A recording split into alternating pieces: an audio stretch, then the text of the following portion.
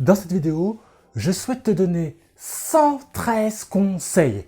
Tu as bien entendu, 113 conseils qui vont te permettre de travailler ta validation des acquis par l'expérience.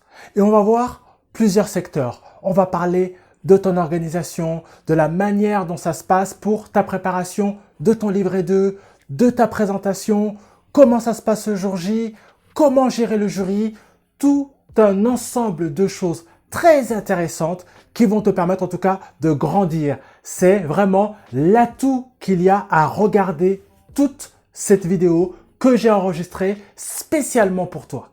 La première partie que l'on va voir ensemble concerne ton organisation.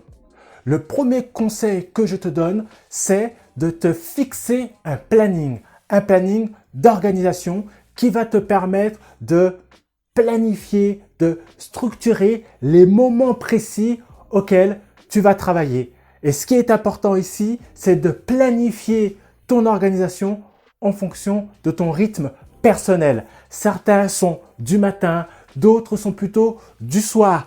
Donc, il va falloir que tu planifies, que tu organises ta planification en fonction de ton rythme naturel. Deuxième conseil, dans le cadre de cette organisation, tu devras rogner sur peut-être des activités que tu apprécies. La préparation pour la VAE réclame une centaine d'heures. Donc pour cela, tu vas devoir peut-être passer moins de temps à la télévision, moins de temps sur les réseaux sociaux, moins de temps avec ta famille, avec tes enfants. C'est vrai que c'est un sacrifice, mais ce qu'il faut regarder, c'est ce que va t'apporter justement la réussite de ton examen. Troisième conseil, quand tu vas planifier tes différentes tâches, comme c'est un travail de longue haleine, il faudra les découper en tranches, en petites tranches. C'est comme si tu avais toute une forêt à abattre. Quand tu regardes l'immensité du travail à réaliser, c'est vrai que c'est très décourageant. Par contre, si chaque jour tu te fixes l'objectif de couper une dizaine d'arbres, certainement qu'au bout d'un certain nombre de jours, tu auras coupé toute la forêt. C'est exactement dans cette même idée, dans ce même objectif qu'il va falloir que tu planifies et que tu décortiques les différentes tâches que tu souhaites réaliser dans le cadre de ta préparation. Le quatrième conseil n'est pas des moindres. C'est l'un des conseils les plus importants. C'est lequel?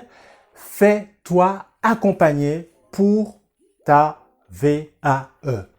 De nombreuses personnes avec qui j'ai eu contact me disent qu'ils ont préféré travailler seuls. C'est une erreur. Je le reconnais, certains y réussissent, mais pas tous. On a tous besoin de quelqu'un pour nous aider, quelqu'un qui va nous faire part de son expérience dans le cadre de la VAE. Il va te donner des conseils, il va te motiver, te pousser. C'est pour ça, il ne faut pas que tu passes à côté de la chose. Fais-toi accompagner. Une autre piste à travailler, et c'est le cinquième point, c'est de comprendre ce qu'attend le jury de toi. Le jury, il est là pour évaluer ton expérience. Il est là pour voir si tu remplis les conditions pour avoir ton examen. Donc, dans le cadre de ta préparation, tu devras garder à l'esprit ce point-là parce que c'est celui qui est le plus important. Tu ne prépares pas ton livret 2 et ta présentation pour toi, pour te faire plaisir ou pour faire plaisir à un autre. Non, c'est pas ça. Si tu travailles de cette manière-là, tu as tout faux. Il faut que tu te prépares pour ton jury, qui vont être tes évaluateurs. Ça va être ceux qui vont te donner ton diplôme. Donc, garde ça à l'esprit.